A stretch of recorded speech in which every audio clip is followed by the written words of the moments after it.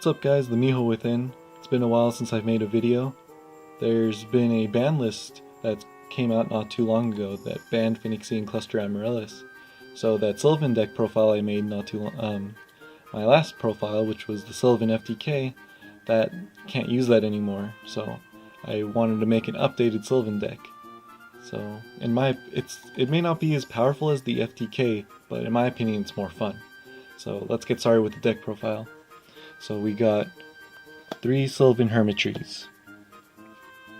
So this is the one that lets you excavate the top card of your deck, and then if it was a plant, you send it to the graveyard, and then you get to draw 1 extra card.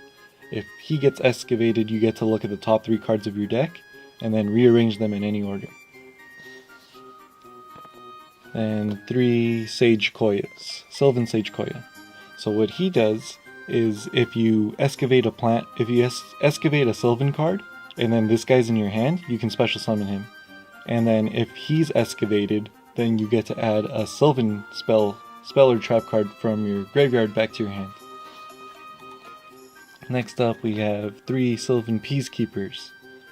So this guy, when he's normal or special summon, you get to excavate 1 card, the top card of your deck, to the graveyard. If it's a plant, it gets sent. If not, it goes back into the deck. If he gets excavated, you get to special summon 1 level 4 or lower plant type monster from your graveyard onto the field. So it's really good with a Lone Fire Blossom. And then now for the one-ofs, the one-of Sylvan cards in the deck. So we have 1 Princess Sprout. So she's the one that if she gets excavated, you can change her to any level you want. And 1 Cherub Sprout. So Cherub Sprout, when he gets excavated, you get to special summon 1 level 1 plant type monster from your deck. And then these are my tech choices, are 1 Marshall Leaf and 1 Kumashimo.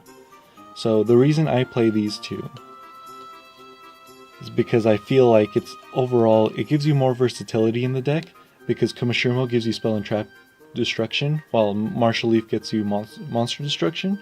So this is more of a, you don't have to run these guys, but I like just using 1, because sometimes a situation comes up where you have to destroy a spell or trap or a monster. But if you, what I would do is, if I was playing against in a matchup that spell and trap destruction isn't very relevant, I'd side the copy plant and replace Kumashimo with it. And then up next we have 3 Curry Bandits. So that was it for the Sylvan lineup. So now the non-Sylvan monsters. So 3 Curry Bandits. So it's back to using Curry Bandit for this non-FTK version. So Curry Bandit, if it's normal summon during the turn, during the end phase, you send it to graveyard. You get to excavate the top 5 cards of your deck, and then if you choose 1 spell or trap among them, you add that to your hand, and then the rest of them get sent to the graveyard. So works really well with Sylvan cards. It's especially good when you excavate Peacekeeper to get some sort of defense, or you get Sage Koya, and then one of the other options that you had was a Sylvan Charity. That way you don't have to pick the Sylvan Charity, and then because the Sage Koya will get it for free, so you get another option. So yeah, a lot of pluses when using Curry Bandit. 3 Lone Fire Blossoms. Tributed special summon a plant type monster. Now 2 Rose Lovers. I still like the ratio at 2. She's really good for special summoning the trees from your hand. 1 Spore. And Glow Up Bulb, the level 1 tuners. And 1 World Carrot Weight Champion. So I think this guy's pretty good, since you can, if you have Rose Lover in your hand, you can discard any plant type monster and then special summon it from your graveyard. So it has some really good interactions, like discarding the Rose Lover to special summon this guy, or ditch a tree when you have Miracle Fertilizer and you bring back the tree that way. Also, one thing to keep in mind is the Sylvan XYZs. They're plant type monsters, so if you have them on your extra monster zone, you can actually send them to graveyard to special summon this guy, which will open up your extra monster zone again. So that's one thing to keep in mind with this guy. And then that's it for the monsters. Now for the spell cards, we have 3 Miracle Fertilizers. So back to using Miracle Fertilizer cards, really good, since if you use them for XYZs, you get to keep them. They don't go away because they weren't sent to graveyard. So you have, for next turn, you can reuse these Miracle Fertilizers. Combos especially well with Aurea once we get to the extra deck. Yeah, so 3 Miracle Fertilizers, then 3 Sylvan Charities, your draw card in the deck, draw 3 cards, then you have to reveal a Sylvan card, and then you have to send 2 back to the top of the deck in any order. And 2 Sylvanias, the field spell, send a plant type monster from your hand to the graveyard in order to stack 1 Sylvan card on the top of the deck. And then before you draw, you're allowed to you can excavate the top card. If it's a plant type monster, send it to the graveyard. If not, you can choose to either put it back on top or back at the bottom. Now for the limited spell cards, so 1 Foolish Burial. Foolish Burial send like a Rose Lover, Glow Up Bulb, Spore. Reasoning, pretty good since no matter what they call, even if they call the right number, the right level I mean, it gets sent to graveyard, but if it's a Sylvan card you still get the excavating effect because it was excavated and sent to graveyard. And then if they didn't call it right, then you get the free special summon, so it's like a win-win card in this deck. So 1 Foolish, 1 Reasoning, 1 Monster Reborn, the best card in the deck, Soul Charge with Lone Fire Blossom, and Symbol of Heritage. So works really well with Lone Fire Blossom. We also use 3 copies of each of the trees, so Sage Koi and Hermit Tree, and then also 3 Peacekeepers. It actually comes up every once in a while. I've had a few matches where it led for some game-winning combos going Symbol of Heritage and getting back the Peacekeeper in order to make a Princess Sprite. So yeah, that's it for the spell cards. And now the trap lineup. It's only 3 traps in this deck, and it's Threatening Roar. So 3 Threatening Roars. So I figured to use Threatening Roar because this is a build that uses Curry Bandit. Since Curry Bandit kind of slows down the pace, you have to give up a normal summon and you have to waste a whole turn in setting up, you know? But with Threatening Roar it can save you so that you don't lose on that turn. And then it guarantees you that like you live a turn. So I really like it in this deck. It actually works really well. The other card that I was testing if you really don't like Threatening Roar was Lost Wind. Since Lost Wind, it has a recursion effect that if it's in your graveyard, if your opponent special summons a monster from their extra deck, you get to set it directly from your graveyard onto your spell and trap card zone. But even though this card is pretty good, I prefer Threatening Roar over it, since Threatening Roar is guaranteed that you'll live, and it also can protect your Princess Sprite.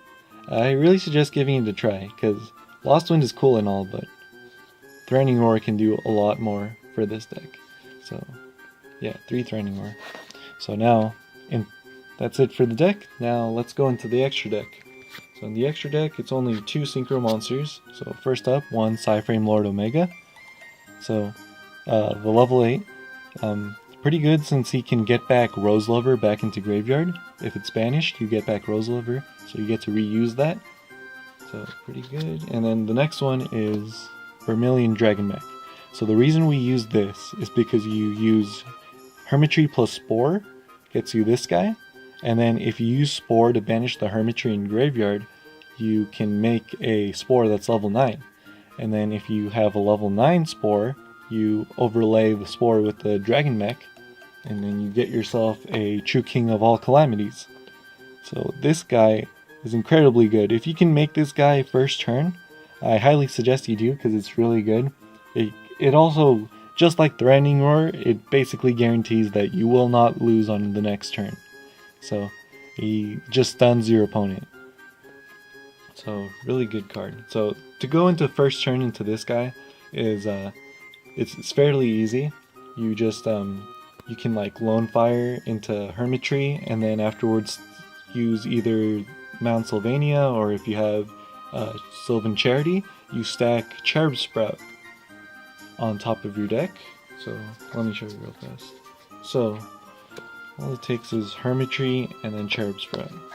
So stack the Cherub Sprout on top of the deck, use the Hermitry to excavate it, then you get to special summon your Spore. So you get Spore, so Spore's right here. So special summon Spore. These two make your Vermilion Dragon. Then banish the Hermitry, special summon the Spore, overlay both of them, and then you get True King. So that's the easiest way to summon that guy. And then up next, let's see, for the rest of the XYZs, we got one Harbinger and one Felgrand. I feel like these are the two best level 8s to use in this deck. One for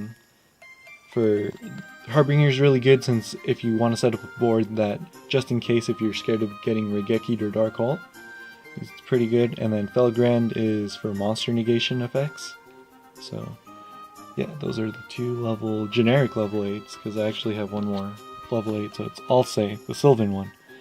So this guy, he lets it so if you excavate a card, if a card was excavated and sent to graveyard, you can detach a material, and then you can target that card, send it either to the top or bottom of the deck of your opponent's deck.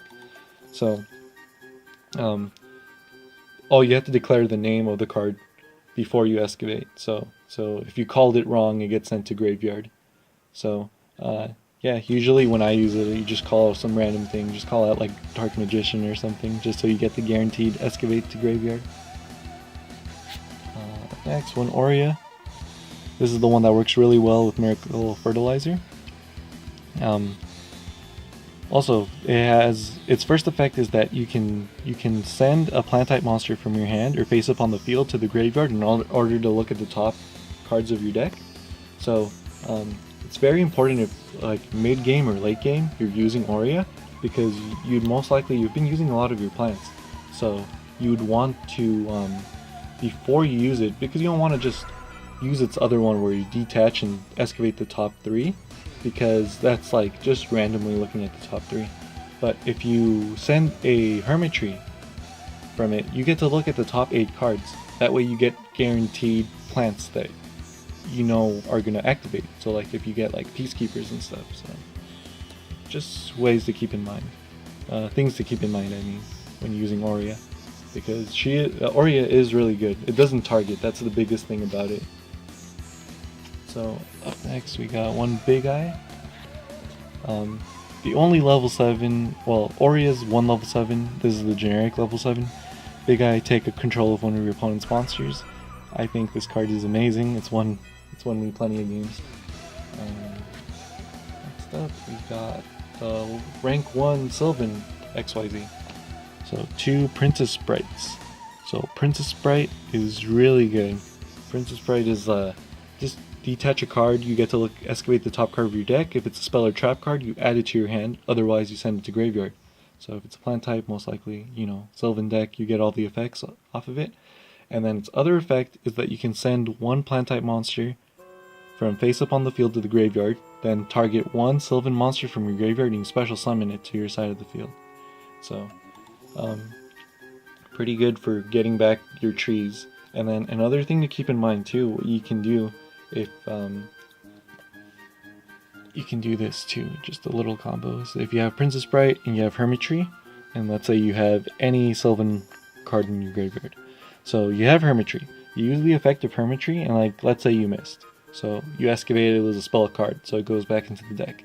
So you want to try again. So Princess Sprite can actually send Hermitry to the graveyard, and then so you have 2 right here. So you re-pick the Hermitry, the one that you just sent, and you re-special summon it, and then you can use its effect again.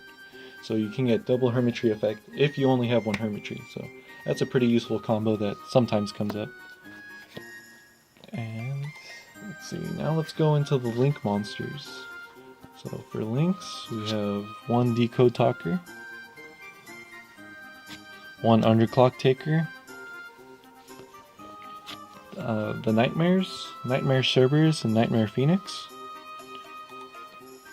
And the last one is Great Fly.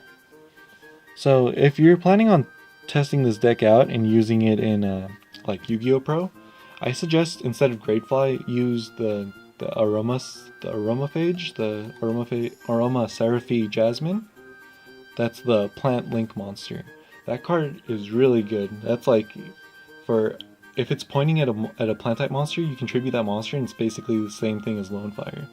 So I think, so yeah, if you're playing on Yu-Gi-Oh! Pro, I really suggest using that card. Hopefully we get that card soon, but until then, I just use Great Fly because it's like the easiest generic 2 pointing with 2 arrows pointing diagonally down. So we use like 3 different wind monsters in this deck.